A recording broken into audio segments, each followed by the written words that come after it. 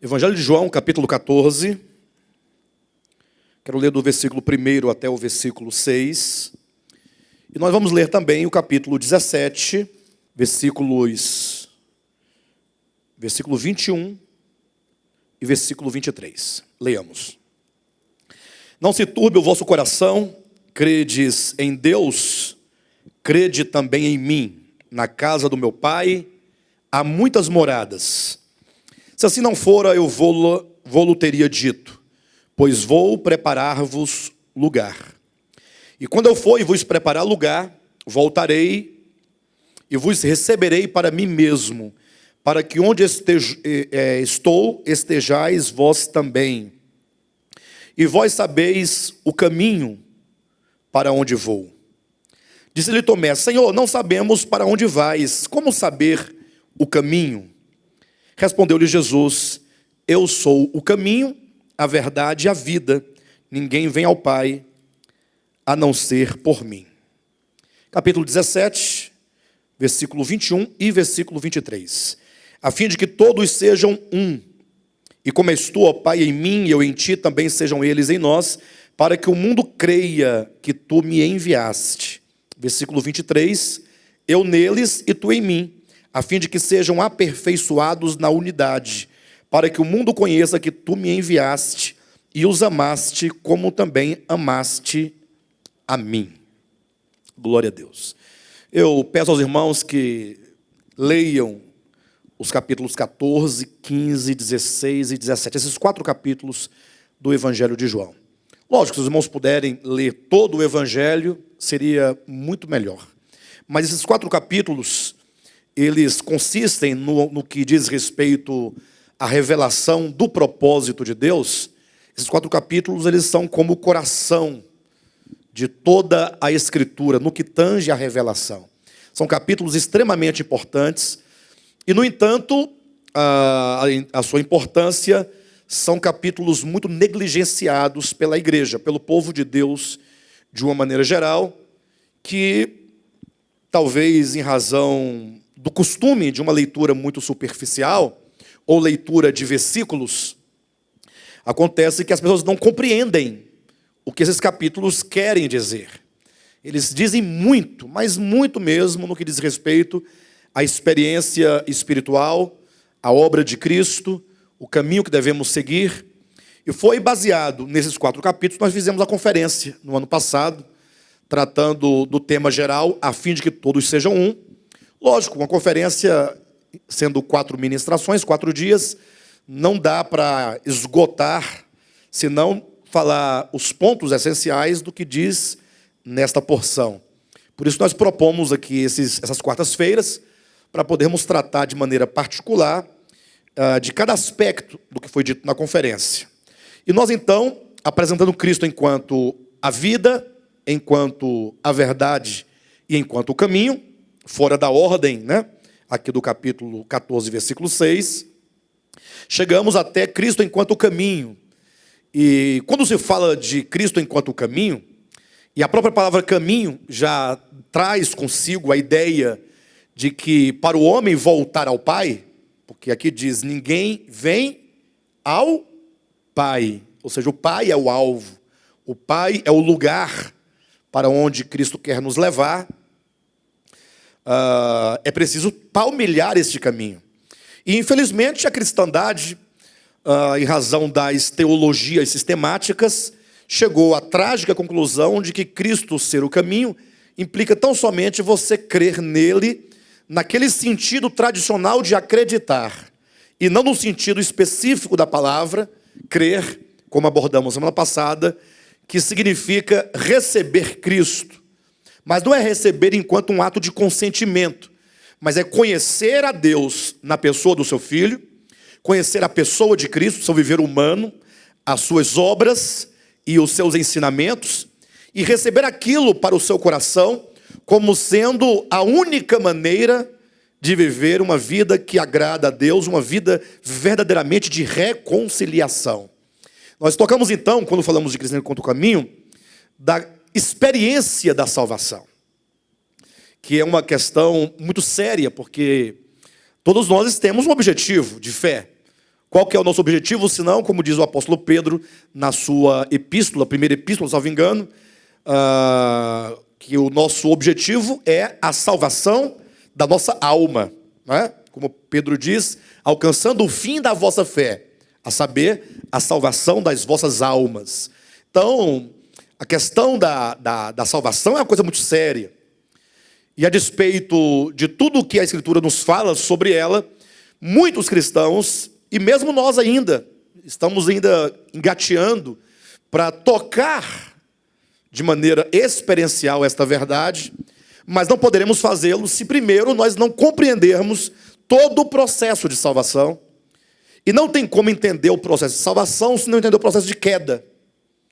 Então, quando alguém se converte a Cristo, é costume que ela, teoricamente, se arrependa, que ela exerça fé em Cristo, que ela seja batizada e, consequentemente, que ela nasça de novo.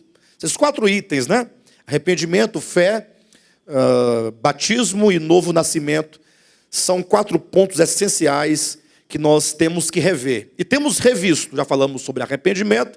Quem ainda não viu ou não ouviu poderá assistir pela internet os vídeos postados. Já falamos sobre a fé, falamos semana passada sobre a fé.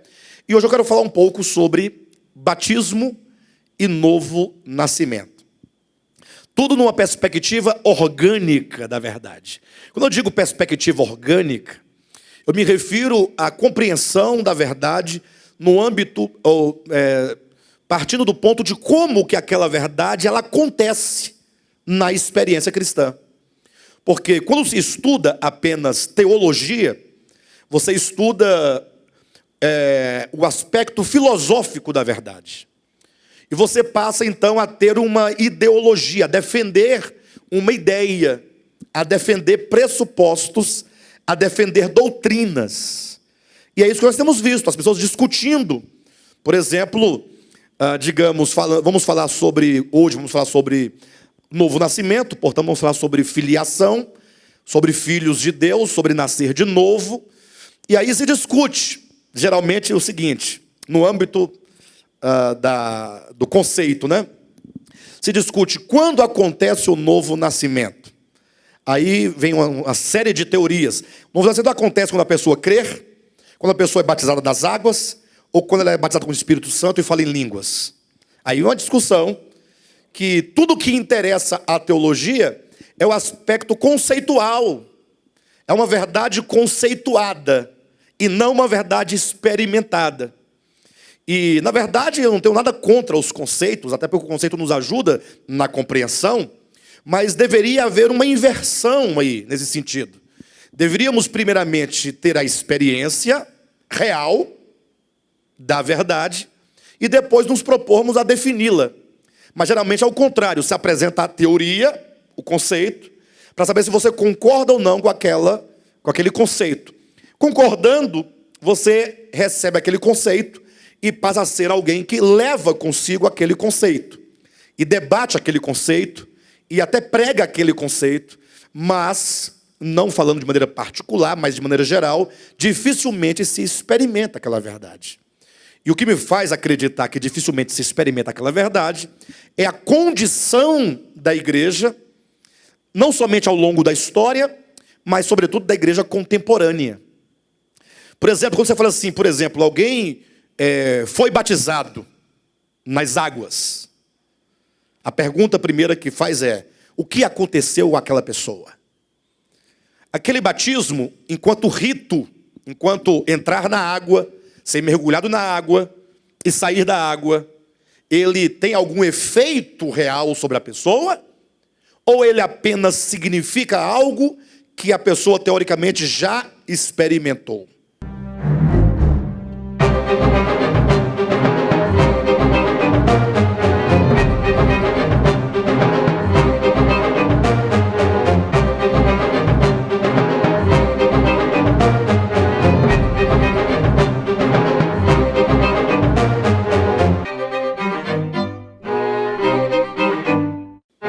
As pessoas começam a discutir, não, mas é porque o batismo tem que ser por imersão. Outro fala, não, por aspersão. Vejam as discussões temáticas. Alguns falam, não, é por imersão, mas não pode ser em piscina, tem que ser em água corrente. Em água corrente, né? Outros falam, não, tudo bem, é válido, mas se você puder se batizar no Rio Jordão, você viajar para Israel, certamente a sua experiência vai ser maior ainda, porque você vai batizar nas mesmas águas que Cristo se batizou. Aí bastaria você evocar Heráclito do 5º século antes de Cristo para ele falar para você que é impossível que alguém entre num rio e toque as mesmas águas por 2 vezes. Porque no momento posterior que você tiver entrado a primeira vez, aquelas águas já foram, agora são outras. Né? E não teria nenhum sentido. Enfim, mas a nossa busca é por uma visão orgânica dessas verdades. Então, embora em algum momento nós tenhamos que trazer algum conceito, mas a nossa visão está focada muito mais no como aquela verdade acontece e não o que é aquela verdade. Nós não estamos buscando o que da coisa, mas o como aquilo ocorre, como deve ser recebido. E com essas mensagens, muitos chegarão, certamente, à conclusão de que talvez não tiveram ainda nenhuma experiência real com o Evangelho, razão porque a vida efetivamente não mudou, ou não mudou muita coisa. Porque o que geralmente muda, o que é? Os lugares que se frequenta, não é? A pessoa se converte, aí logo ela deixa de ir na casa da família, porque os parentes são ímpios. Então, os parentes fazem lá uma festinha de aniversário, aí o crente não vai porque lá vai tocar a música da Xuxa, né? Então, a pessoa fala, não, como a Xuxa tem pacto com o diabo, não tem essa ideia por aí, esse senso comum. Então, a pessoa, porque é muito santa, não vai, porque lá vai tocar música que é do diabo. Ou então, vai servir alguma bebida que a pessoa crente não bebe. Ela não pode estar no meio das pessoas, porque ela diz, a Bíblia me orienta a não andar na roda dos escarnecedores. E a pessoa talvez não sabe que muitas e não raras vezes, os escarnecedores estão dentro das igrejas. Né? Então, nós temos que parar um pouco, pensar, repensar, perguntar, ler e nos aprofundar nessa visão, nessa perspectiva orgânica da coisa. Ok? Bem, eu passei a minha vida toda enquanto cristão, enquanto leitor da Bíblia, primeiramente, depois enquanto estudante da Bíblia, depois alguém que ensina a Escritura, falando sobre novo nascimento. Quando nós falamos de novo nascimento, nós estamos também falando de batismo. E quando falamos de batismo, estamos também falando de novo nascimento. Porque o batismo implica, necessariamente, morte e ressurreição. E o que é a ressurreição, se não novo nascimento? Ou seja, a pessoa morreu e ela então sai em novidade de vida, numa nova vida, essa nova vida é o novo nascimento. E durante toda a minha experiência falando, a gente fala muito de morte, morrer com Cristo, a questão da cruz, de fazer morrer o ego, tudo isso, né? E, inclusive, atualmente a gente ainda vê, ou ouve muitas pessoas falando desse assunto, mas a gente ainda percebe que, a despeito de quanto as pessoas gostam do assunto, acham interessante, e até conseguem perceber verdade no que se diz, mas parece que nós ainda não acordamos para a realidade do que nós estamos vivendo. Eu quero chamar a atenção dos irmãos para este ponto. Por que morrer? Porque o batismo implicaria morte. E por que é tão necessário essa morte? E como efetivamente morrer? Porque quando nós morremos com Cristo, é certo que nós não morremos fisicamente, né? Ou não? Ou morremos fisicamente? Nós não estamos falando da morte física. Nós continuamos vivos. Falamos da morte do ego. Mas por quê? Que ego é esse? De onde ele vem? O que ele causa? Quais são os seus efeitos, seus reflexos na vida cotidiana do ser humano? Em que consiste, de fato, fazer morrer o ego? Nós temos que pensar isso do ponto de vista da experiência pessoal. E, para tanto, eu convidei os irmãos a começarem a ler comigo o início do capítulo 14, para nos recordarmos que a ideia de novo nascimento, ou de morte e ressurreição, implícita na figura do batismo, Essa ideia está atrelada a uma experiência espiritual cósmica. O que significa isso? Que não é uma experiência meramente individual, ela é uma experiência coletiva. E isso implica não somente a experiência do coletivo, mas de todos que vieram antes de nós, e mesmo aqueles seres que não são homens, mas que são anjos de outras dimensões e de outros tempos. Ou seja, a minha história particular, ela tem a sua raiz na origem da história da criação de Deus. Quando Deus criou o mundo como uma manifestação ou um ambiente em que o reino de Deus estava como está presente. Ou seja, o que é o reino de Deus? Senão o governo de Deus, senão a autoridade de Deus, senão o ambiente em que a soberania de Deus está instaurada. Então, quando Deus criou o cosmos, criou o mundo, criou o universo, ou que sejam os multiversos, como vocês queiram, o fato é que a Escritura nos mostra, através da revelação, que tudo era muito bom. Que o mundo gozava de plena harmonia. Não somente as coisas inanimadas, inorgânicas, ou mesmo o mundo vegetal, o mundo mineral, o mundo animal, mas, sobretudo, o mundo inteligente, que são os seres que possuem consciência de si, do outro e de Deus. Havia harmonia. Então, pense num mundo belo, num mundo maravilhoso, num mundo em que Deus é tudo, em que tudo converge para Ele, em que tudo se sustenta nele, em que Ele é glorificado, Ele é honrado, Ele é adorado, Ele é obedecido, Ele é amado. Não meramente por causa de preceitos estabelecidos, mas por causa da consciência que se tem de quem Deus é e de quem nós somos. Todas as criaturas, imaginem, reconhecendo que são criaturas, que elas só podem viver em Deus, só podem existir em Deus, só podem se mover em Deus. Se elas respiram, é por causa de Deus. Se elas se alimentam, é Deus que lhes dá o alimento. Um reconhecimento que tudo vem dele, que Deus é um Pai de amor, de graça, de misericórdia, de bondade, um Deus clemente. Mas num dado momento da história, houve o que nós chamamos de a grande rebelião, que nós sabemos, do querubim, que conquistou a terça parte dos anjos que estavam sob o seu governo, posteriormente também os seres que habitavam a terra, e mesmo o homem. Essa rebelião, ela consiste numa rebelião de coração. Não existe guerra contra Deus, no sentido de espada. A gente lê a Bíblia, a gente vê muita guerra, não vê?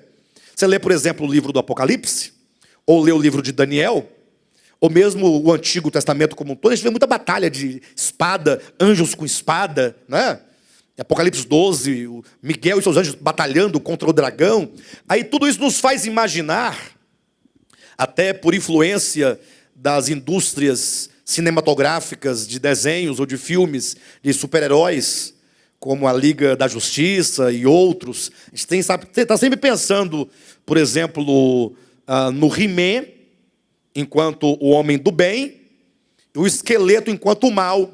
E eles travando batalha, embora com poderes extraordinários, mas uma batalha no âmbito físico, no âmbito espacial. A gente vê, por exemplo, deixa eu ver se vocês vão se lembrar do Spectreman, que tinha por antagonista o Dr. Dory, ou Gore, Dr. Gore. Então, essas ideias todas na nossa cabeça acabam nos levando a imaginar uma guerra no âmbito físico ou no âmbito espacial. Até mesmo os cristãos imaginam um dia em que Deus vai guerrear contra os homens e os homens contra Deus, nesse sentido de queda de braço, para ver quem vai vencer. E os crentes afirmam que Deus vai vencer, mas para vencer vai ter que lutar. E a luta é sempre nesse âmbito da força, do poder, da espada, né? De uma espada literal, seja de fogo, ou seja de que for. Enfim, isso tudo nos faz ficar muito distante da verdadeira batalha que ocorre desde o princípio.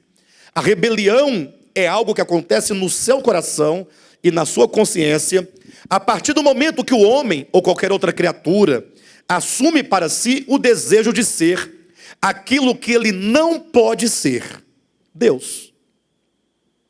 Aí você pode verificar, desde o início de tudo, quando a estrela da manhã declarou: eu subirei acima das estrelas do céu, exaltarei o meu trono e serei semelhante ao Altíssimo. Passando pela serpente do Éden, Gênesis capítulo 3, com a promessa sofismática que o homem, se comesse do fruto, seria como Deus. Passando por todos os exemplos da história humana, passando por Nirode, que enfrentou a Deus cara a cara, passando por Antíoco Epifânio, no tempo dos Macabeus, no livro de Daniel, ou nos livros apócrifos de 1ª e 2ª Macabeus, por exemplo, em que Antíoco desafiou a Deus, profanando o santuário de Deus. Já na era cristã, nós temos o próprio Nero e tantos outros líderes, ou que sejam imperadores romanos, que se colocaram como Deus. E mesmo indo para o lado do Apocalipse, dos últimos dias, que fala do homem da iniquidade, do homem da perdição, filho da perdição, chamado de Anticristo, que se opõe, não somente se opõe a Deus, não é um ato mero de se opor, mas de se assentar no santuário de Deus, ostentando-se como se fosse o próprio Deus. Razão porque o número do anticristo é 666, porque o número 6 é número de homem, não é número de um homem, e nem do homem, mas é número de. Ou seja, pronome, aqui nós temos aqui uma indicação indefinida, não fala de qual, é de homem. Você é homem, eu sou homem. Quantos homens são homens, então é um número de homem enquanto a criatura humana, porque o homem foi criado no 6º dia. Mas por que se repete 666 3 vezes? Porque o número 3 aponta para o eterno, o verdadeiro, que se revela enquanto Deus trino, Pai, Filho e Espírito Santo. Então é o homem que se coloca como 666, se coloca como Deus, assentando-se no santuário de Deus, como se fosse o próprio Deus. Daí, o que ocorre com a teologia sistemática? Nós falamos assim: não, Lúcifer caiu, nós colocamos a culpa nele. Depois falamos: não, Adão caiu, colocamos a culpa em Adão. Depois falamos mal de Nirode, falamos mal de Antíoco, falamos mal de Nero, falamos mal, inclusive, do anticristo, porque há uma expectativa de que este homem, dito em Apocalipse, vai virá. E está todo mundo pensando: será que ele nasceu? Né? Lógico, eu acredito que vai haver sim um homem que representa uma coletividade. Mas em si mesmo ele não pode ser o anticristo, até porque quando Paulo escreveu aos Tessalonicenses e João escreveu a sua primeira epístola, eles já diziam, no 1º século da era cristã, que o espírito do anticristo é um mistério que já operava nos seus dias. Já estava em pleno vapor naquele tempo. E que a sua manifestação seria nos últimos dias. Então, a Bíblia fala de uma manifestação, mas fala de uma pré-existência à sua manifestação. Ou seja, a manifestação é daquilo que já havia desde Lúcifer. Mas em termos de homem, de humanidade, desde Nirode, desde Antíoco, que são todos tipos que representam um espírito coletivo de rebelião contra Deus, de assumir que nós não queremos depender do mananciais de águas vivas, nós queremos cavar as nossas próprias cisternas, embora sejam rotas. É a decisão de querer ser um ramo, embora ser um ramo da videira, mas de não permanecer na videira, estando não permanecer. Ou seja, eu sei que eu estou nele, porque eu não posso sair da vida, né? Mas eu não permaneço no sentido de que o meu coração não está nele, e a minha consciência não é ele, não está nele. Ou seja, é o filho pródigo que diz: vou sair de casa, não quero permanecer na casa do meu pai, sob o seu governo, nesse lar, nesse ambiente fraterno, nesse ambiente de cuidado, de amor e de obediência pelo amor, de autoridade pelo amor. Porque tanto a autoridade quanto a obediência têm sido colocados no âmbito da coercitividade. Quem exerce a autoridade exerce porque tem um cajado na mão, uma vara, ameaçando sempre. Não é assim ou não é? E quem obedece, obedece com medo da vara, com medo do cajado, com medo da pancada, com medo do diabo, com medo do lago de fogo, com medo de macumba, com medo de tantas coisas. E, portanto, nem essa autoridade, nem essa obediência são, de fato, a autoridade e a obediência do reino de Deus. O próprio Cristo disse isso em Lucas capítulo 22, quando ele falou assim para os seus discípulos, assim, olha, aqui na terra os maiores, eles governam sobre os menores. E eles usam da força para poder se sobrepor aos menores. Mas não é assim no reino de Deus. No reino de Deus, aqueles que são maiores, ou seja, que exercem autoridade, eles estão sempre servindo. Olha como é diferente. Então nós devemos buscar esse entendimento do reino de Deus. Para quê? Para que nós possamos compreender exatamente o que é a rebelião, como ela acontece. Então, deixe por um momento de olhar para Lúcifer, para Adão, para Nirode, para Antíoco Epifânio, para Nero, ou para o anticristo enquanto a manifestação, e comece a olhar e perceber que toda a rebelião, em todos esses, ela é a mesma rebelião que está no meu coração contra Deus. Ou seja, por que nós somos crentes em Deus?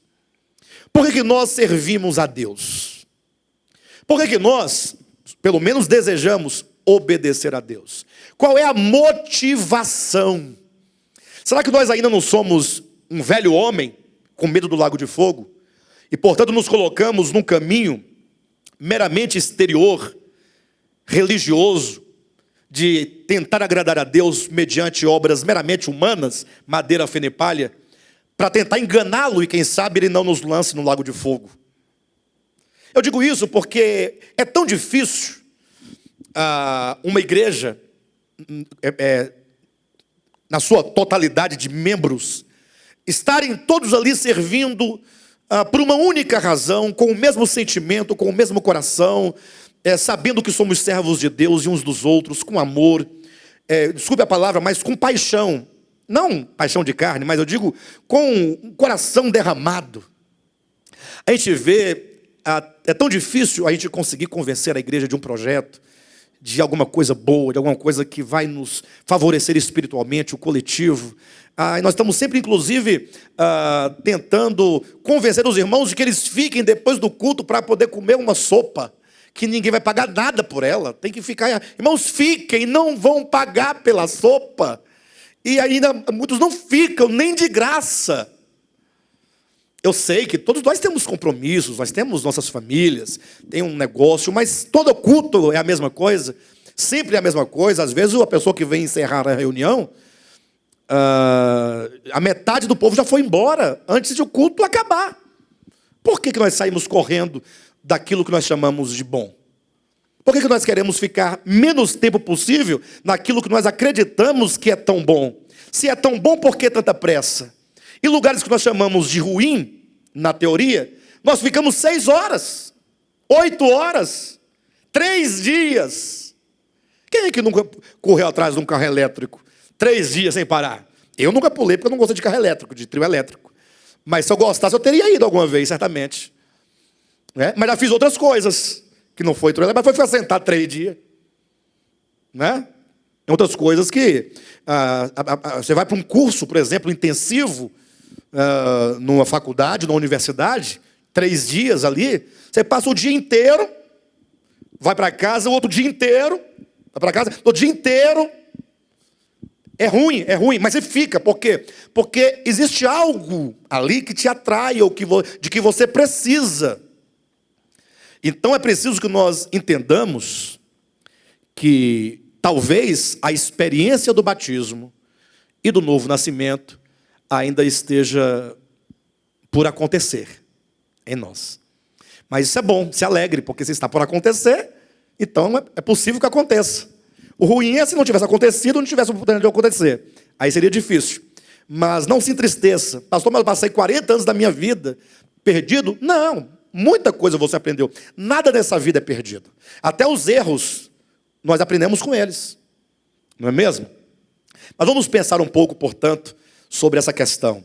A rebelião é algo que ocorre no coração em relação a Deus. Alguém dirá, bem, em relação a Deus eu não tenho problema, porque eu amo a Deus e eu sirvo a Deus.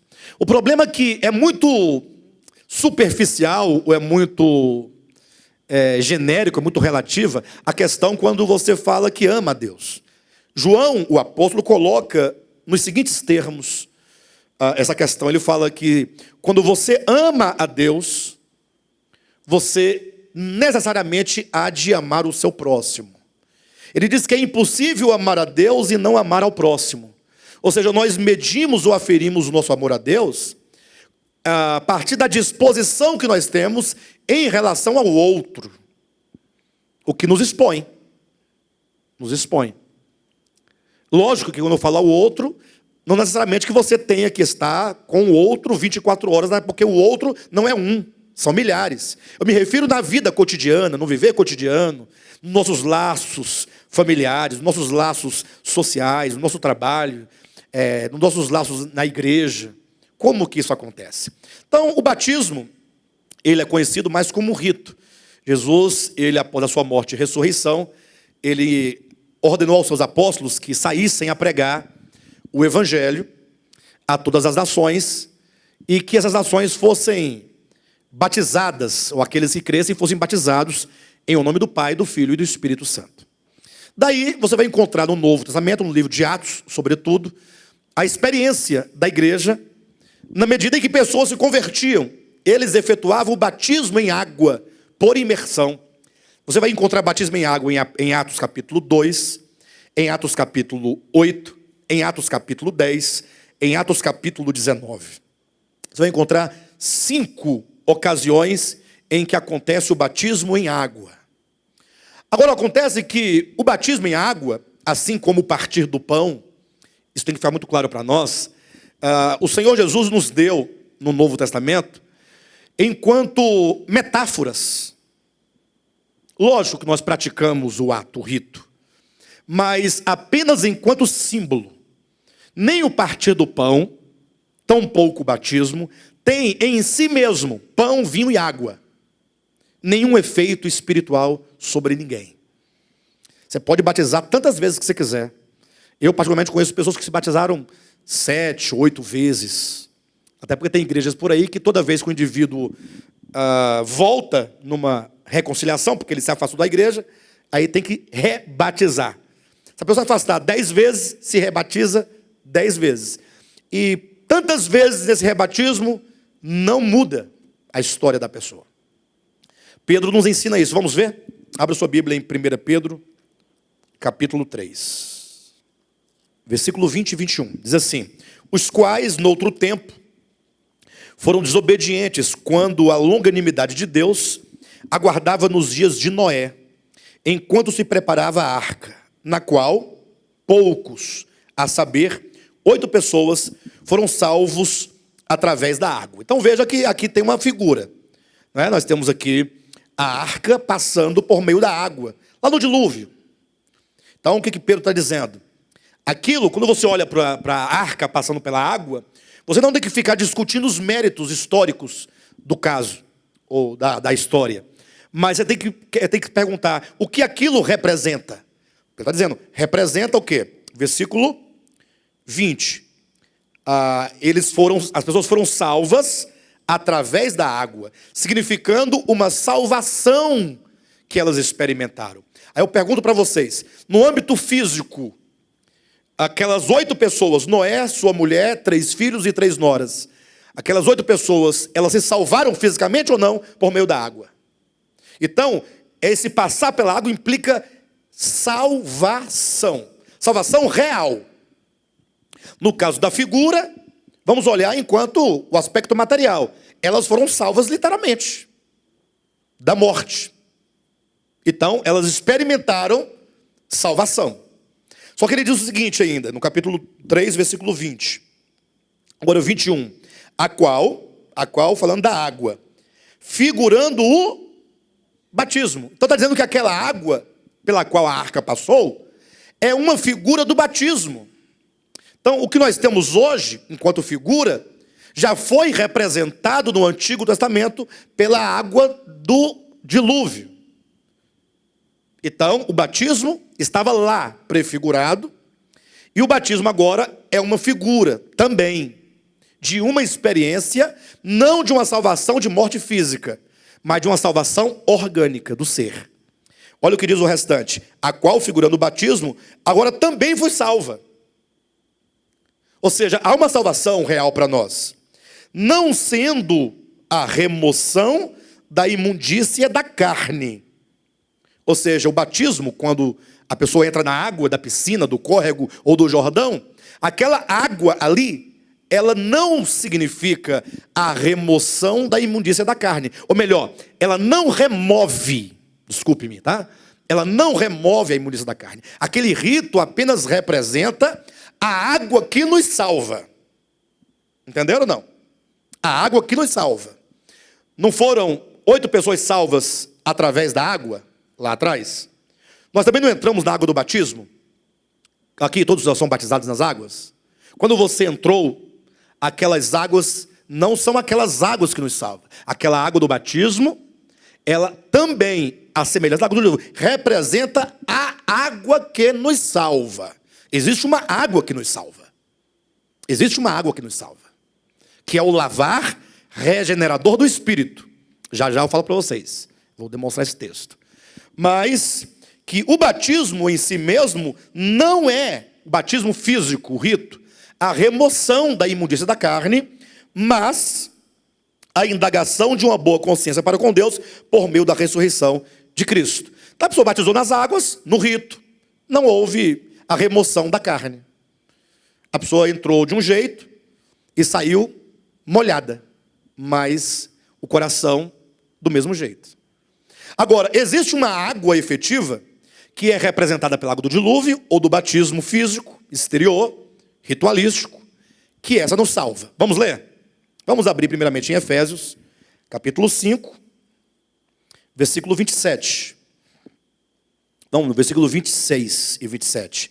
Para que a santificasse, está falando de Cristo que se entregou pela igreja, se entregou por nós, para que a santificasse, tendo-a purificado por meio da lavagem de água pela palavra, para a apresentar a si mesmo igreja gloriosa, sem mácula, nem ruga, nem coisa semelhante, porém santa e sem defeito. Então, o que nos lava, o que nos purifica, de fato, é a palavra. Por isso que Cristo disse, a carne, falando da carne dele, João capítulo 6, para nada aproveita. As palavras que eu vos tenho dito são espírito e são vida. Então são essas palavras de Cristo, que entrando dentro de nós, efetivamente nos lava. E ao nos lavar, vai tirando as máculas, as rugas, os pecados, as manchas, e vai nos transformando e nos fazendo uma igreja santa, sem defeito. O que implica que nós temos defeito. Esse defeito é o defeito do velho homem, de uma velha consciência, de um velho coração. Veja aí no livro de Tito, Epístola de Paulo a Tito, capítulo 3. Vamos ler a partir do versículo 4.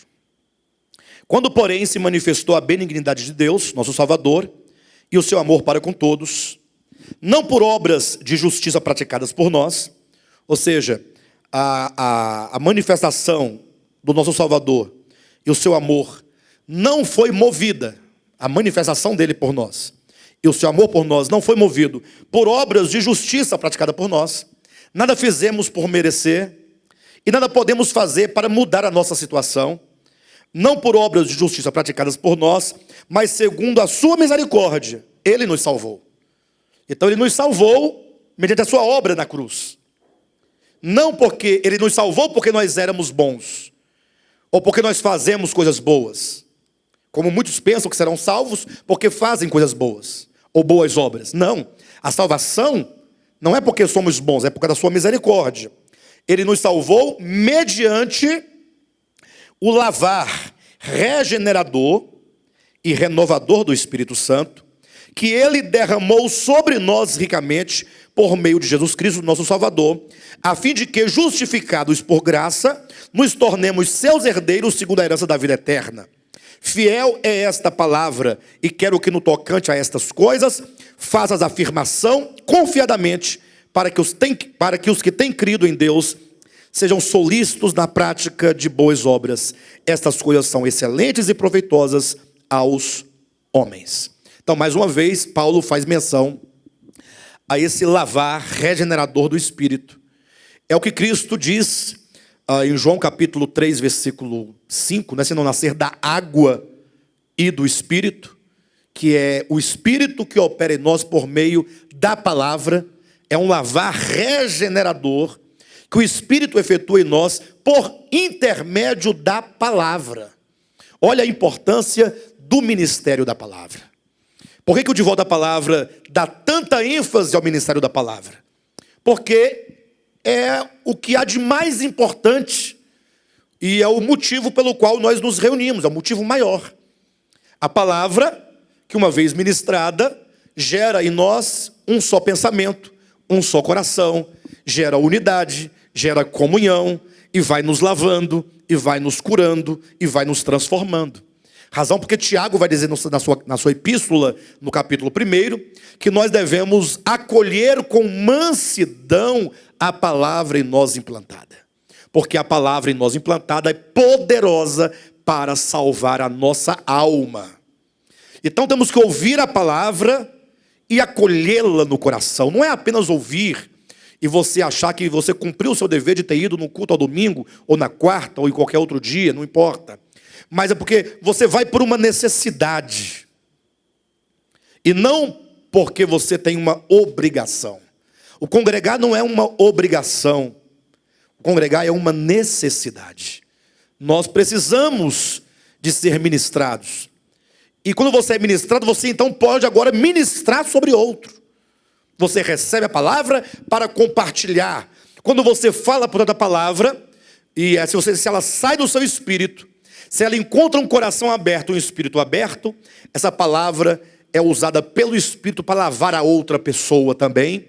E aí vai acontecendo o quê? A salvação de Deus vai operando em nós organicamente. Então, se o batismo em água, físico, o rito, não é poderoso para salvar a nossa alma, porque não remove a imundícia da carne, porque não efetua em nós uma salvação orgânica, apenas fala de uma consciência tranquila para com Deus, então qual é a razão do batismo em água? Ora, é apenas uma manifestação exterior do homem para o homem. Deus não tem nenhuma expectativa de batismo em água, em piscina, em córrego, ou no rio, ou em qualquer outro lugar. Deus não tem nem a expectativa e nem a cobrança. Não. E nem quer. Exatamente isso. O batismo é para o homem, é para aquele que é batizado. Para que ele entenda pedagogicamente uma experiência já experimentada e que deve ser continuamente experimentada.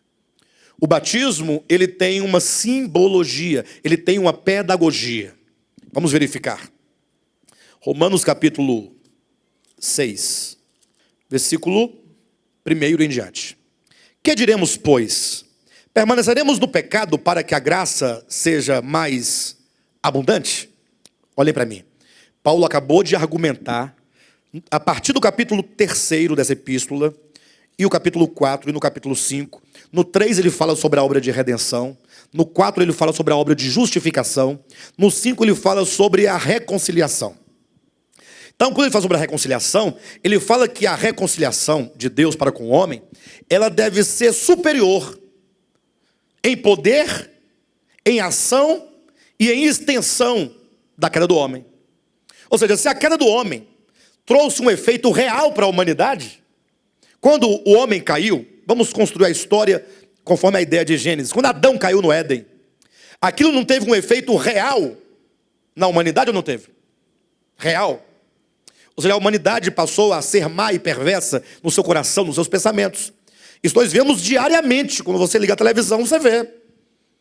E não precisa nem assistir a um jornal, não. Basta você olhar Está acontecendo do nosso lado. A injustiça acontecendo, a maldade, o egoísmo prevalecendo. E a graça de Deus? E a obra de redenção de Cristo? E a obra de reconciliação que Cristo efetuou? Não tem que ser maior e mais poderosa que a de Adão ou não? Então ele quer dizer, a reconciliação deve promover os resultados reais. Ou resultados reais. De modo que ele diz que, em extensão, a reconciliação de Cristo não pode ser menor do que a queda de Adão. Ele quer dizer que a graça de Cristo é muito maior. Ele acaba o capítulo 5 dizendo, onde abundou o pecado, superabundou a graça. Você fala, então, glória a Deus, estamos na graça. E nós não somos salvos, não é por obras. E como não é por obras, então, para que fazer obras e para que qualquer outra coisa? Nada, bobagem. A salvação é pela graça. Aí você assume uma linha calvinista, uma linha fatalista, uma linha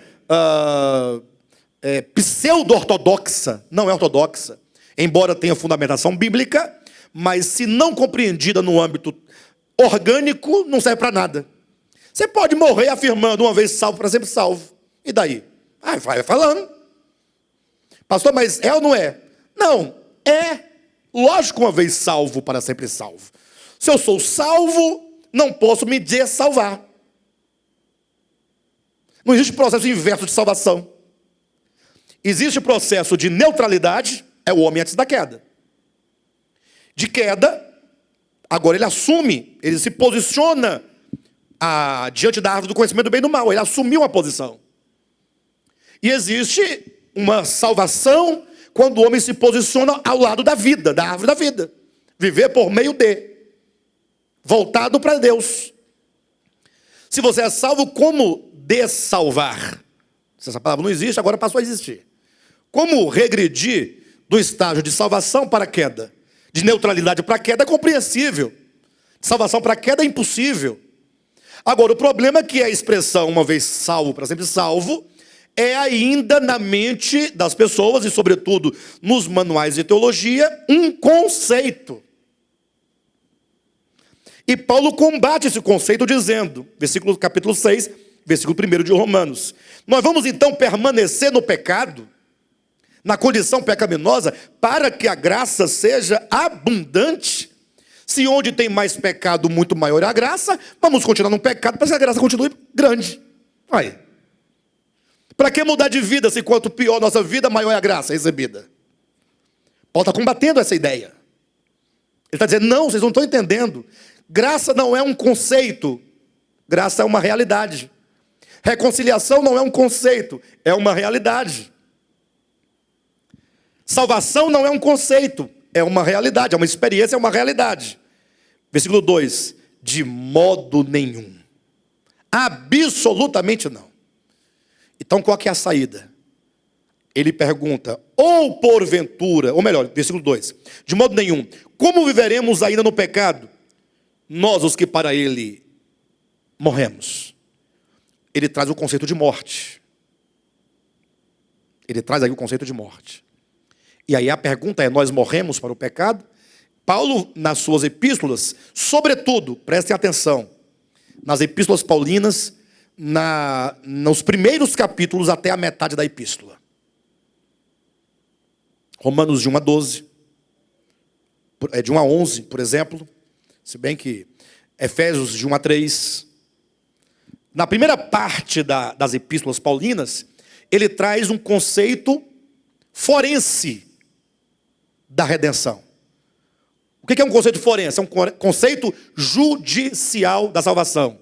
Ele apresenta que a salvação, ela acontece primeiramente em Cristo. Em Cristo, Paulo vai dizer, tudo está feito e tudo está consumado. Por isso que ele vai fazer afirmações como, nós já morremos com Cristo. Ele vai dizer, por exemplo, que nós não somente fomos eleitos e predestinados, mas já fomos, inclusive, o quê? Glorificados. Ele coloca num conceito acabado. Você já morreu com Cristo. Mas imagine só, como é que Paulo pode dizer que nós morremos para o pecado e que o pecado está morto? Portanto, ele fala isso em Romanos capítulo 8, versículo 4, o pecado está morto. Como é que ele pode afirmar em Colossenses capítulo 3, versículo 5. Fazei, pois, morrer a vossa natureza terrena. E ele diz no capítulo 3, versículo 5 de Colossenses, fazei, pois morrer, isso é uma ordem. Logo depois de ele afirmar, no início do capítulo 3, ou no finalzinho do capítulo 2, início do capítulo 3, se vós morrestes com Cristo, se vós ressuscitastes com Cristo.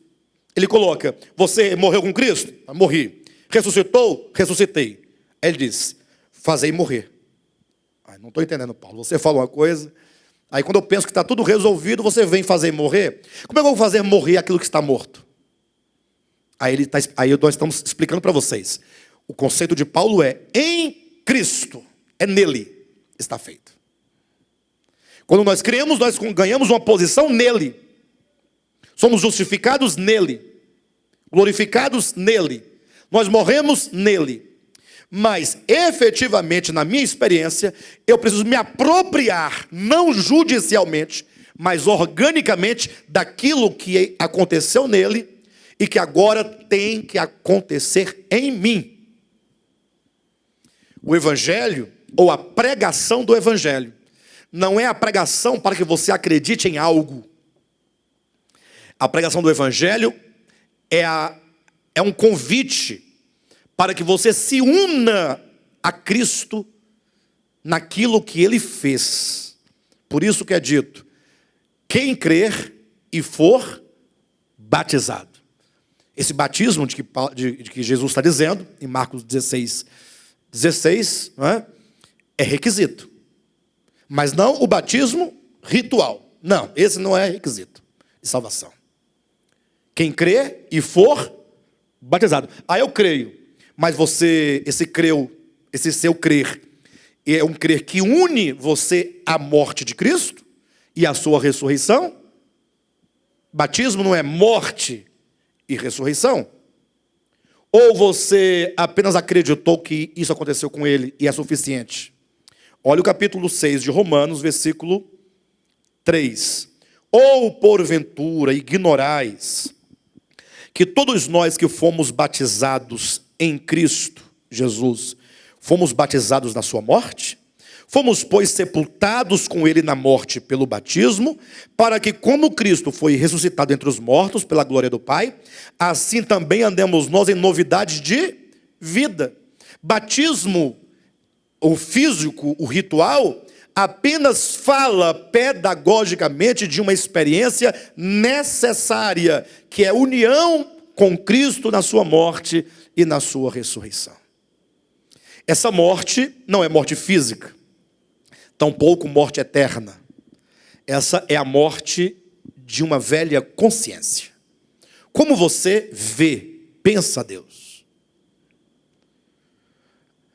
Nós temos que colocar sempre a parábola do filho pródigo, porque até hoje eu não encontrei nada melhor do que a parábola do filho pródigo para explicar isso. Qual era a relação do filho para com o pai antes de ele sair de casa? Se você tentar reconstruir a história, desde a tenra idade daquele menino, ele tem uma boa relação com os pais, de amor, de carinho, de cuidado, sim ou não?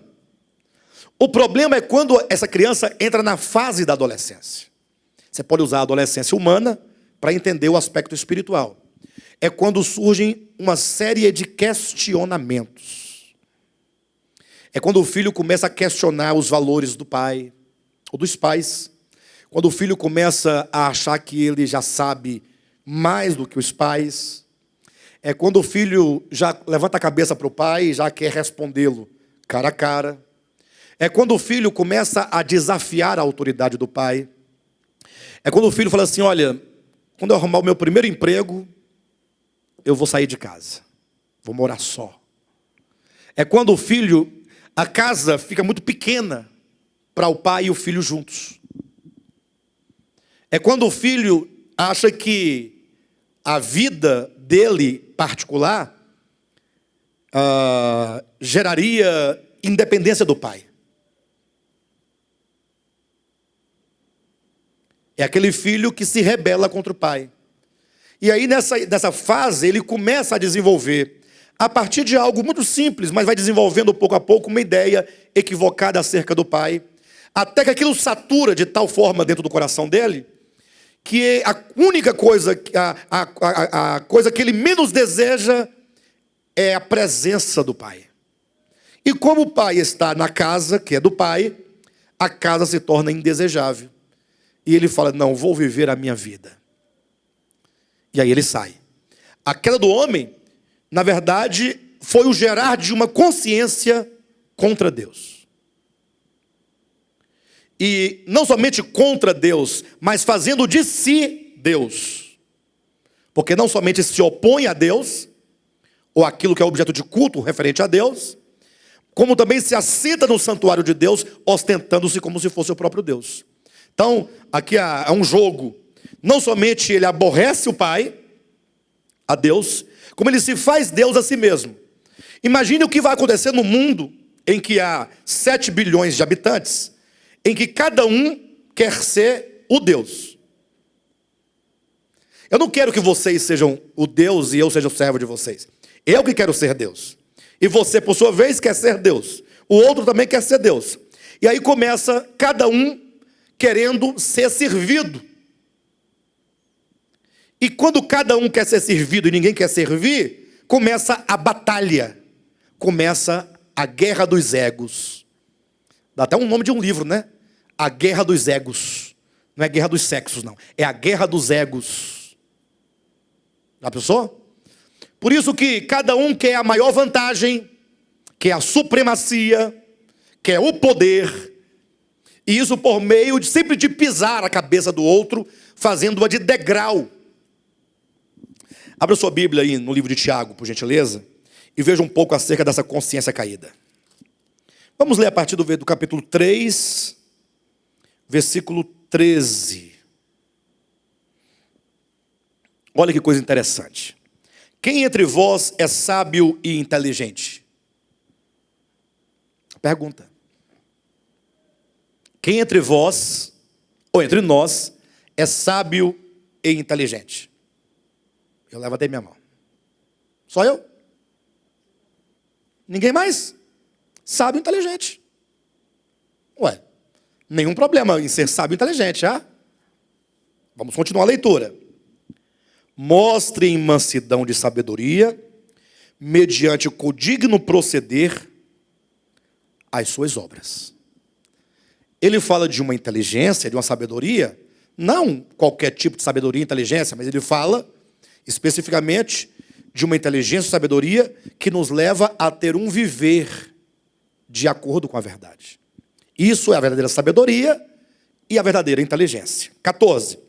Se pelo contrário, ou seja, ao invés de você demonstrar sabedoria e inteligência, mediante codigno proceder, mediante obras, se pelo contrário tendes em vosso coração inveja amargurada, não basta inveja, é inveja amargurada. Porque uma coisa é inveja, já tá errada a inveja. Mas uma inveja amargurada é uma inveja envelhecida. É uma inveja que já está lá há muito tempo e como ela nunca conseguiu o que ela queria, o quer, ela agora se tornou uma inveja amargurada. Toda vez que você se encontrar com a inveja amargurada, ela vai estar sempre lamentando as mesmas perdas. Só que a inveja, por ser invejosa, nunca vai falar que perdeu alguma coisa. Porque a inveja não fala, eu gostaria tanto de ter. A inveja, ela se passa como quem tem. E a inveja, logo ela vai ter que, para ela parecer que tem, vai ter que tirar de alguém. Porque aquilo que ela tira do outro é aquilo que ela gostaria de ter e não tem. E que se passa como quem tem, tirando do outro que tem. Entenderam o conceito de inveja? Então ela toma do outro para si, só que ela não tem. Ela toma por inveja. A inveja, por inveja, assume como quem tem, como quem é. Mas como ela não tem, porque de fato ela está vazia, ela vai dizer que quem não tem é o outro. Aí passa a ser uma inveja agora amargurada. Daqui a 30 anos, a inveja amargurada vai estar falando dos mesmos assuntos, com os mesmos questionamentos, porque ela nunca foi satisfeita. Se pelo contrário tendes em vosso coração inveja amargurada e sentimento faccioso, sentimento faccioso, faccioso é facção, é divisão, é inimizade, é contenda. Facção, você pode imaginar, por exemplo, a torcida do Corinthians e a torcida do Palmeiras. Elas são unidas, se abraçam, desejam o bem uma da outra. Não, são facções no âmbito de torcidas de time de futebol. Eles se odeiam. E se deixar, pelo menos nas torcidas organizadas, ou alguma parte dela, não sei, mas sempre vai haver aqueles que matam, inclusive. Sentimento faccioso é sentimento de divisão. E nós devemos nos lembrar que a palavra diabo, ou diabólico, tem uma raiz, ou que seja um prefixo, eu acho que é uma raiz, die, que quer dizer separação. Aquilo que separa. Diabo ou diabólico é aquilo ou aquele que separa. É o contrário de simbólico, aquilo que une. Então o diabo foi aquele que dividiu o reino de Deus na consciência. Aquele que diz, eu não sou um com o Pai. O diabo foi o primeiro a ser inimigo e, portanto, a experimentar a inimizade. A inimizade é aquilo que afasta, é aquilo que separa. Então, o diabo se tornou inimigo de Deus. Ou Lúcifer se tornou inimigo de Deus. Eu não quero conversa com ele, eu não quero papo com ele. Passou a cultivar uma inveja amargurada contra Deus.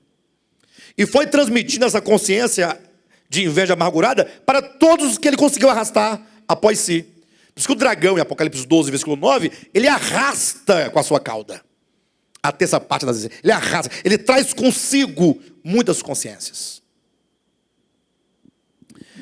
De sorte, então, que o sentimento faccioso é todo e qualquer sentimento egoísta. Se é egoísta, não pode ser comum, nem comunidade, nem comunhão. Entenderam ou não? Porque que a comunhão, a igreja, é um ambiente onde nós podemos desenvolver a prática da comunhão. O nosso lar também é um ambiente onde se pode e se deve cultivar a prática da comunhão. Agora, a igreja tem um aspecto de ser superior no sentido, não de tomar o lugar da família, não. É porque a igreja, teoricamente falando, ela está sendo regada continuamente com a palavra. Ou pelo menos quando a igreja se reúne, a palavra está sendo ministrada, o que vai gerando consciência. E às vezes em casa nem sempre a palavra impera. Certo? Não quero dizer que não deva imperar, deveria. Mas a igreja, ela tem um aspecto mais específico de gerar e produzir essa comunhão para que isso possa ser manifestado nos lares, no ambiente social, em todos os ambientes. Qualquer espírito faccioso, egoísta, é diabólico. É diabo. Né? Então, versículo 14. Se pelo contrário tendes em vosso coração inveja amargurada e sentimento faccioso, nem vos glorieis disso, nem mintais contra a verdade. Ou seja, não adianta você tentar argumentar. Não, mas é porquê. Não tem porquê. É faccioso, é diabólico. Não é porque é fulano de tal, irmão. Não, para de tentar justificar. Da sua parte, temos que fazer como diz o apóstolo Paulo. No que depender de nós, tenhamos paz com todos. É no que depende de você. O outro não quer paz, mas não é um problema seu. Da sua parte, você tem paz. Da sua parte, você não trava batalha. Não trave batalha. Com ninguém. Pare de lutar. O Evangelho nos ensina a não lutar. Porque ele ensina que o lutar é uma manifestação da carne. De sorte que o evangelho só pode operar efetivamente, e ele só opera efetivamente por meio de nós não lutarmos. Quando nós não lutamos, começamos a experimentar o evangelho.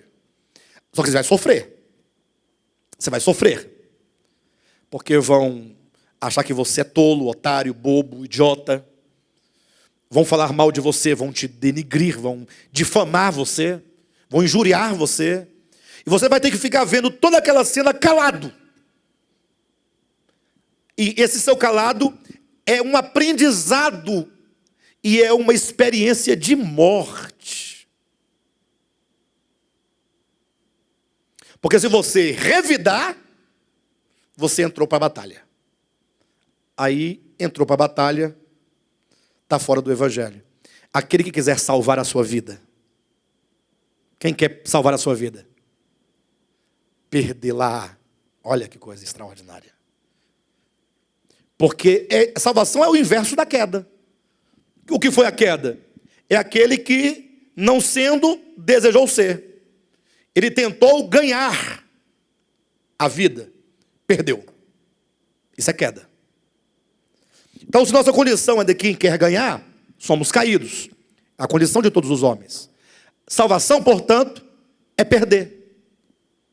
É quando esse ego começa a morrer. O seu ego não vai morrer de hoje para amanhã, do dia 4 para o dia 5 de abril de 2018. Não vai. É um processo, porque é orgânico. Cada dia que você praticar o evangelho, viver o evangelho, ouvir o evangelho, meditar sobre o evangelho, deixar que o evangelho te envolva, você vai percebendo pouco a pouco nuances de mudança no coração. E o Espírito Santo, ele vai trabalhar profundamente para quebrantar o nosso coração. Ele vai nos ensinar. E ele vai quebrar. E ele vai trabalhando organicamente. E a mudança vai acontecendo. Então, nem vos glorieis disso, nem mintais contra a verdade. 15. Esta não é a sabedoria que desce lá do alto. Ou seja, se você, tendo inveja amargurada e sentimento faccioso, se gloria das suas vitórias na batalha, e quando questionado ou inquirido, você justifica falando contra a verdade, tentando justificar o seu procedimento, ele disse, esta não é a sabedoria que desce lá do alto. Ele começou perguntando no 13, quem entre vós é sábio e inteligente. Ah, se é sábio e inteligente, então mostre isso. Como é que mostra? É conviver condigno. Com dignidade do evangelho. Mas se o contrário, nós somos invejosos, amargurados e facciosos, por que vamos nos gloriar disso? Há quem se glorie. E por que mentir contra a verdade? O que é mentir contra a verdade? É justificar o comportamento errado. É justificar. É sempre ter uma resposta. Não, eu fiz isso e faço por causa daquilo. Aí você tenta transferir, como fez a mulher, né? Lá no Éden, ou pelo menos o homem no Éden. Falou para Deus, não, foi a mulher que tu me deste, foi quem me deu, e eu comi. Nós temos dois problemas aqui, Deus. Primeiro, o Senhor é o primeiro problema aqui. O Senhor me deu a mulher. Não tivesse o Senhor me dado a mulher, eu não teria comido o fruto. Então você tem um problema, o Senhor foi que me deu. O Senhor é corresponsável. Você me deu, você é cúmplice do meu pecado. E ela, por outro lado, me deu o fruto e eu comi. Então a culpa é sua e dela. Eu sou vítima. Aí Deus voltou para a mulher, e você? Falou, não, mas aí não foi culpa minha, foi a serpente que tu criaste. De quem é a culpa? É de Deus. O Senhor não tivesse criado a cobra, não teria eu comido do fruto. O Senhor vai criar a cobra. Quem cria a cobra. Voltou para a cobra ficou calada, porque só era cobra. Cobra não fala. Aí Deus, maldita, vai rastejando, a bichinha saiu lá rastejando, porque era apenas um animalzinho. Porque a serpente, que falou mesmo de fato, continuava viva dentro do coração de Adão e do coração da mulher, do homem e da mulher. A justificativa, mentir contra a verdade, se gloriar na inveja amargurada, sentimento faccioso, não é a sabedoria que desce lá do alto. Antes, esta sabedoria, que você chama de sabedoria, é terrena, animal e demoníaca. Fala do nosso ego. Isso aqui é uma descrição simbólica do nosso ego. Ou simbólica não tem símbolo, né? Mas é uma descrição de como o nosso ego procede. Onde, pois, ou melhor, pois onde há inveja e sentimento faccioso, aí há confusão. Alguém tem dúvida dessa declaração? Alguém tem dúvida? Onde é que tem confusão? Onde tem inveja e sentimento faccioso. Se eu tenho inveja no meu coração e sentimento faccioso, e eu me encontrar com alguém que tem os mesmos sentimentos, haverá confusão. Mas se eu, tendo no meu coração inveja e sentimento faccioso, me encontrar com alguém que está experimentando a morte com Cristo, vai haver confusão? Não vai haver. Porque o outro vai sofrer. E ele vai ser cuspido. E ele vai ser insultado. E ele vai ser crucificado. E ele, durante esse processo, vai estar dizendo: Senhor, perdoa, porque essa criatura não sabe o que faz. Eu sei que é uma coisa muito bonita, né? Mas é isso que nós temos que buscar. Não tem outro caminho. Jesus falou que o caminho é estreito. O caminho da salvação orgânica. E Cristo, enquanto o caminho dessa salvação orgânica, é estreito. Eu não posso entrar com toda a minha gordura e as minhas malas nesse caminho. Eu tenho que me adequar a esse caminho. Mas não no sentido de usos e costumes, mas no sentido da minha consciência, do meu coração, de se ajustar nesse caminho de salvação. A sabedoria lá do alto, versículo, ou melhor, 16 ainda. Pois onde há inveja e sentimento faccioso, aí há confusão e toda espécie de coisas ruins. A sabedoria, porém, lá do alto, agora é o contrário, é primariamente pura, depois pacífica, indulgente, tratável, plena de misericórdia e de bons frutos, imparcial, sem fingimento. Que maravilha, né? Vocês querem essa alma aqui? Essa sabedoria do alto? Nós precisamos. E na verdade o mundo precisa de uma igreja. Não uma igreja local. Falo de igreja de Deus na terra. Com esta sabedoria do alto. Versículo 18. Ora, é em paz que se semeia o fruto da justiça para os que promovem a paz. Capítulo 4. De onde procedem guerras e contendas que há entre vós? Ele faz a pergunta.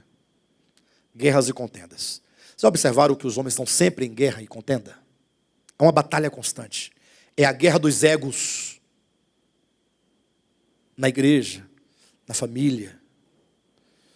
As pessoas sempre polarizadas. Nunca tem um equilíbrio. Dificilmente você encontra alguém que ouça uma situação, ou um problema, ou uma circunstância com imparcialidade. Quantos casais, podemos falar de casais, de irmãos em Cristo, de líderes religiosos, seja o que for, podem conversar os seus problemas com imparcialidade. Como quem procura analisar, perceber o problema, a circunstância, sem acusar, sem querer ferir, sem querer matar, sem querer humilhar, sem querer expor, sem querer, mas como quem procura entender para que ele seja ajudado.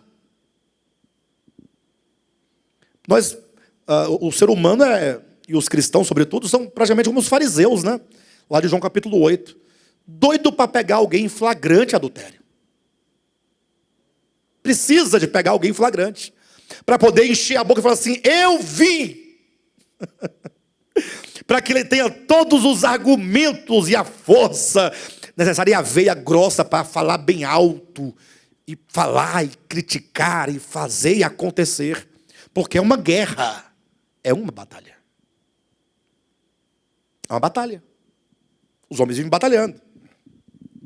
De onde procedem guerras e contendas que há entre vós? De onde, senão dos prazeres que militam na vossa carne? Cobiçais e nada tendes, matais e invejais, e nada podeis obter. Viveis a lutar e a fazer guerras. Essa é a experiência do ego. É simples você entender um pouco sobre a questão do batismo. Se Paulo disse que o batismo ele significa a união do crente com Cristo na sua morte, Cristo sofreu a morte do ego. Parece estranho, né? Como a morte do ego se ele não tinha ego? Calma, quem não tem ego é Deus. Deus não tem ego. Deus é o ser. Agora, ele não nasceu humano, homem. E esse homem, ao ir crescendo, até ele chegar e atingir ali a idade da consciência. A idade da consciência. É quando a criatura se desperta para o mundo e começa agora a perceber uma série de situações. Que agora ele começa a querer ter o controle das coisas. A Escritura nos ensina que quando Jesus, homem, a humanidade, gerada em Maria, atingiu a idade da consciência, a partir dali, ele começou a desprezar o mal e a acolher o bem. E Hebreus vai dizer que ele colocou a sua humanidade sob uma rigorosa disciplina para amar a Deus e aos homens. Por isso que o mesmo livro de Hebreus vai dizer que ele foi tentado em todas as coisas. Ou seja, era possível que ele se inclinasse e buscasse o mal, o egoísmo? Ora, se não fosse possível, por que ele foi tentado em todas as coisas? Porque Deus a ninguém tenta e não pode ser tentado por ninguém. Agora, a humanidade pode, portanto, ele foi o nosso, conquanto ele foi o nosso substituto. Por isso que ele foi o homem que venceu. Do contrário, ele não poderia vencer. Vencer o quê? Só pode vencer aquele que esteve num campo de batalha. E, portanto, enquanto homem, ele estava sujeito às mesmas fraquezas. O mesmo livro de Hebreus, capítulo 4, diz isso. O livro de Hebreus é tremendo, porque ele mostra Cristo na sua obra enquanto homem. E vai colocando, tentado em todas as coisas, sujeito às mesmas fraquezas, participando de carne e sangue, nossa semelhança. Não é? Nos dias da sua carne, ele se submeteu à vontade de Deus e foi aperfeiçoado por meio de sofrimentos e se tornou autor da nossa salvação. Então, exatamente isso. Ser unido a Cristo na sua morte significa isso. Cristo, enquanto homem, na sua humanidade, ele venceu o ego do homem, velho homem. Ou seja, nunca ele foi dominado ou governado pela vontade de querer ser. Nunca. Ele venceu essa situação, sob as tentações todas que ele enfrentou. E então, quando ele vai à cruz, ele está demonstrando, é isso que o homem tem que ser em relação a Deus. Crucificado. Aí você olha para Lúcifer, tentando ser Deus, assentando-se no trono acima das estrelas do céu. Agora você vê Deus que desceu e está crucificado. Um no trono acima das estrelas, aquele que não é, querendo chegar a esse ponto. E aquele que é, que desceu e agora fez da cruz o seu trono, ou fez o seu trono a cruz. Para demonstrar que somente assim se vence. Aí ele morreu. Aí ele não foi sepultado? Enquanto estava hasteado ali, ele era uma serpente de bronze. Serpente de bronze. Não a serpente viva e sagaz, mentindo e mordendo, picando os outros. Não, serpente de bronze, julgada, que julgou-se a si mesmo e falou, no meu julgamento, no meu juízo, o meu lugar é na cruz. totalmente entregue, sem rancor, sem nenhum tipo de palavra de acusação, sem nenhum tipo de retaliação, sem nenhuma ameaça. Poderia falar assim, olha, vocês podem até fazer isso agora na minha primeira vinda, mas espera para ver quando eu voltar. Não poderia fazer essa ameaça? Mas não, o que ele dizia? Perdoa-lhes, perdoa-lhes. Só clamava por perdão. Então, Cristo, ele venceu isso. Enquanto homem, Jesus, homem. Uma vez que nós somos chamados a nos unir com ele na sua morte, somos chamados a trilhar o mesmo caminho. Repetindo, o Evangelho é um convite para sermos unidos com ele na sua morte. A morte daquela consciência velha que nós temos.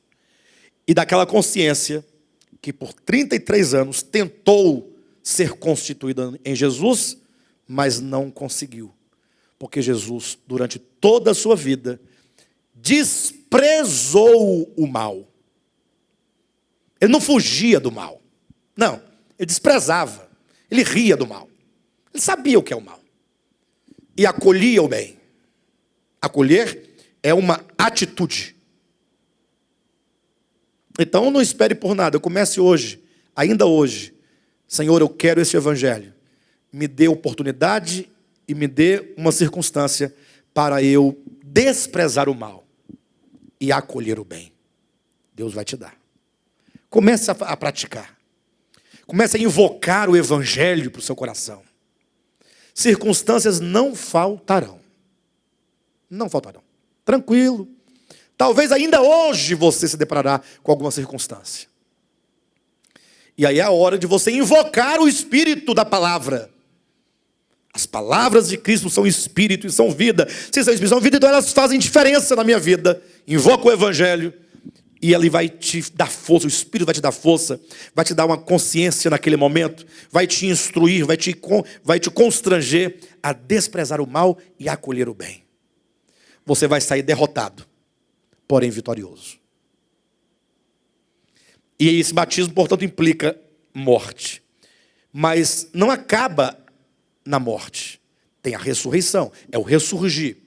Esse ressurgir com Cristo é o gerar de uma nova consciência. Você agora vai sendo concebido uma nova pessoa, uma outra pessoa. Não sei se vocês sabem, mas nós não somos o mesmo de antes. Nós morremos muitas vezes e nascemos muitas vezes, humanamente falando. Por exemplo, se eu falasse aqui, digamos aqui o Aldair, um exemplo. Já foi jovem, 17 anos, 18 anos de idade. Deve ter feito muita coisa errada, eu imagino. Todos nós, né? Todos nós, mas tomando aqui em tese. E você na época, ou à época, você fazia muitas coisas e você até acreditava que você tinha toda a razão do mundo fazer aquilo, que ninguém podia te inibir ou impedir que fizesse qualquer coisa e tal. Você tinha uma maneira de pensar, de ver o mundo, de interpretar, consequentemente de agir.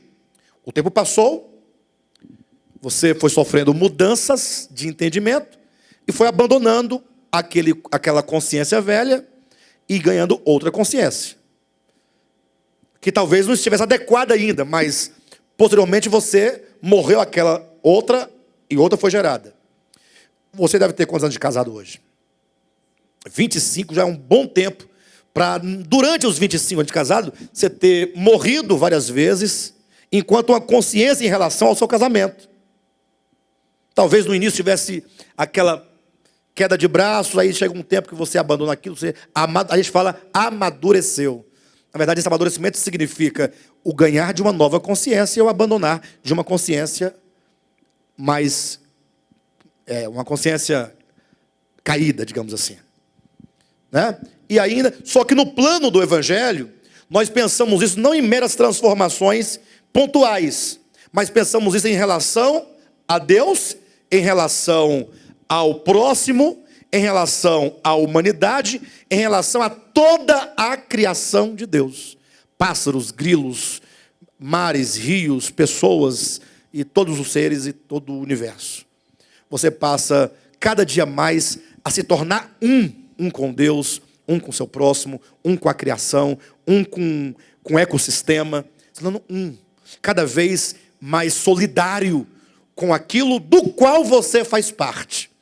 Vamos deixando de pensar que somos um ser fora da criação. O homem age na criação como se ele não fosse criação. O homem destrói as matas como se ele não fosse parte daquela criação. Destrói os rios, porque para ele é superior. Amanhã, se isso aqui acabar, ele vai para Marte. Pronto, ele vai morar em Marte. Já tem essa ideia, inclusive, de explorar outros planetas e de habitar outros planetas. Vocês acompanham reportagens, estudos científicos, já há planejamentos e estudos em função de sair do planeta Terra. Agora, no dia que o homem começar a se entender que eu sou apenas uma parte de um todo que é infinitamente maior do que eu, que é a criação de Deus, e eu sou uma parte, junto com tantas partes, que é infinitamente insignificante naquele em quem vivemos, que é muito maior do que tudo, aí nós vamos começando a quebrar as barreiras do ego, as fronteiras estabelecidas, os muros, as inimizades vão acabando, a inveja amargurada fica só inveja, deixa a amargura, depois deixa de ser inveja e passa a ser outra coisa, e nós vamos sofrendo um processo de experimentação da unidade com Deus, com o Filho e com o Pai. Conforme Jesus orou, dizendo, a fim de que todos sejam um. E como é esta unidade? Assim como eu sou em ti, tu és em mim. Pensa numa harmonia, o Pai e o Filho. Que coisa linda, gloriosa. Não há disputa entre pai e filho. E isso é Deus nos ensinando. Porque Deus é um. Deus não é três. Deus é um. Mas esse mistério da Trindade, que ninguém consegue elucidar, ninguém consegue explicar, nos ensina. A única coisa da Trindade que eu consigo absorver é ensinamento. Tirou o ensinamento do que a Trindade pode me ensinar, eu estou totalmente distante de conceber, de vislumbrar o que seja a Trindade, eu não sei. A certeza absoluta que eu tenho é que Deus é um. E nem pode ser dois, porque se fosse dois não seria Deus. Porque Deus é indivisível. Ele é totalmente pleno no Pai, Ele é totalmente pleno no Filho, totalmente pleno no Espírito, de sorte que se é pleno no Pai, no Filho e no Espírito, Ele é pleno, Ele é só um. E se há tripartidade, e se há e se porventura há essa tripartição, não está para nós entender o porquê, a razão e o motivo. Mas se você pegar pelo exemplo, pelo ensinamento, tudo se resolve. Porque a primeira briga que deveria acontecer é entre o pai e o filho. Um querendo ser Deus maior do que o outro. Um querendo ser mais Deus que o outro. Pensa numa contenda. Jesus arrumando uma conversa lá com Miguel, Gabriel, Ariel e Rafael, para poder colocar eles contra o pai. E o pai lá com os outros elos do outro lado lá. Pensa numa coisa sem futuro. Pensa o filho dizendo assim, não, você quer redimir o homem, vai você. Oxe, tá doido? Você quer que eu vá por quê? Você é maior do que eu? Você é mais Deus do que eu? Vocês acreditam que uma ocasião, isso tem muitos anos, tinha um presbítero na nossa igreja, um pastor, é presbítero, né? Que eu dando a condução da verdade na igreja, ele perguntou para mim, cara, você é mais presbítero do que eu? Perguntou para mim se eu era mais presbítero que ele. Aí eu falei, não sei nem responder a sua pergunta, mais presbítero, existe mais presbítero que o outro. Não existe essas coisas, bobagem. Isso é carne, pura carne. Né? Está até hoje aí com a inveja amargurada. O fato é que, imagine só, o filho querendo ser mais Deus que o pai, ou o pai mais... Não existe isso. O filho disse, pai, eis-me aqui estou para fazer a tua vontade. Totalmente servo. Sendo Deus. Ensinando, é assim que faz. E o pai ficou por cima, agora, então vai lá, faz assim. Não, este é o meu filho amado. Está no meu coração. O meu prazer está nele. Olha que coisa gloriosa. Aí o filho ouviu e falou, o quê? É verdade, porque eu... Foi assim? Não. As 3 vezes que o pai declarou meu filho amado, o filho estava numa pedagogia simbólica de morte. Quando ele estava sendo batizado, a primeira vez. A segunda vez, quando ele estava... quando os gregos foram vê-lo, e foram vê-lo porque ele havia ressuscitado Lázaro, né? Os gregos falaram assim, rapaz, se ele ressuscitou um homem 4 dias morto e sepultado, esse homem é grande. Quando chegaram aqui, queremos ver Jesus, era hora de ele explodir em manifestação, em show. O que ele falou? Se o grão de trigo não morrer, ele fica só. Olha, a morte aqui, falando da morte. Quando ele disse, quando ele não morrer, ele fica só, o pai disse, esse é meu filho amado. Você veja como as coisas estão. Depois, por último, lá no Monte Tabor, na sua transfiguração, aparecem Moisés e Elias conversando com Cristo acerca da sua morte. E nesse momento o pai fala, esse é meu filho amado. Ou seja, em quem eu me comprazo. Olha a harmonia entre os dois. Quando o filho retorna glorificado, o pai disse, filho, ou melhor, corrijo, Deus, o teu trono permanece para sempre. Não tem inveja, não tem disputa, tem amor, harmonia. E a autoridade do pai e a obediência do filho, reciprocamente em amor, um para com o outro. Não há uma autoridade que se sobrepõe, porque o outro é servo. E nem um servo que quer deixar de ser servo para poder se assenhorar. É uma obediência em amor e uma autoridade em amor. Portanto, tudo é o amor. É a base de qualquer relacionamento. Com a Trindade aprendemos isso. E é nesta unidade, assim como és tu em mim e eu em ti, é que Deus quer nos incluir, sejam eles em nós. O Evangelho nos convida a sermos unidos à morte de Cristo e à ressurreição de Cristo, para que somente assim possamos ser um com Deus, consequentemente uns com os outros e com tudo mais. Amém?